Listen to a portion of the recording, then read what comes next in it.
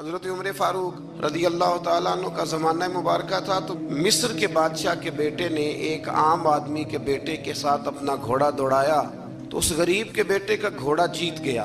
बादशाह के बेटे को सुबकी महसूस हुई तो उसने उस गरीब के बेटे की पुश्त पर कोड़े मारने शुरू किए। ये गरीब का बेटा रोता हुआ घर आ गया। जब बेटे ने आके घर बताया ना उस गरीब को कि गवर्नर साहब के बेटे ने मेरी पुश्त पे दुर्रे मारे हैं, तो उसने कहा बेटा मेरे साथ घोड़े पे बैठो। कहा अब्बा जी कहाँ जाना है? तो कहा बेटा ये जुल्म का दौर नहीं, ये उमर का दौर है। रात का वक्त था, जनाब उमर सोए हुए थे। उस फरियादी ने दरवाजे पे आके सदा लगाई तो कमाल ही कर दी। उसने कहा उमर बाहर निकलो, ये सोने का वक्त नहीं। जब जुल्म होने लगे दुनिया में तो बादशाह सोया नहीं करते। जनाब फारूक आदम बाहर आए तो उसने कहा उमर हमारी गलती क्या है कि हम गरीब हैं? देखो मेरे बेटे की पुश्त का क्या हाल किया। हजरत उमर ने उसी वक्त बंदे दौड़ाए, फरमाया पकड़ के लाओ गवर्नर को भी और बेटे को भी। दोनों बाप बेटा आए तो कहा बेटा जब इसने तेरी पुश्त पर दुर्रे मारे थे तो तू अकेला था? कहा हाँ। फरमाया अब तो सारा दरबार सजा है ना, तू सबके सामने दुर्रे मार।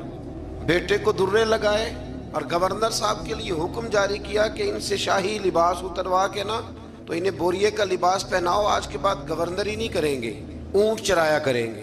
लोगों ने कहा हुजूर गवर्नर साहब का क्या कसूर है, गलती तो बेटे की थी। फरमाने लगे इसी का तो कसूर है, इसी ने तो उसके दिल में ये बात डाली है कि तू गवर्नर का बेटा है। जुल्म को फरोग उन लोगों ने दिया है जो जुल्म सहने लगे। ये सबसे बड़ा जालिम है जो जुल्म सहता है और लोगों को भी मशवरा देता है इस दौर में कुछ नहीं हो सकता, लिहाजा चुप कर जाओ।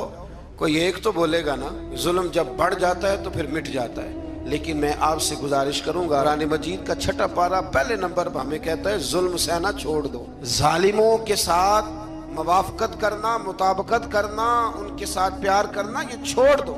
जालिमों की दोस्ती अच्छी नहीं होती।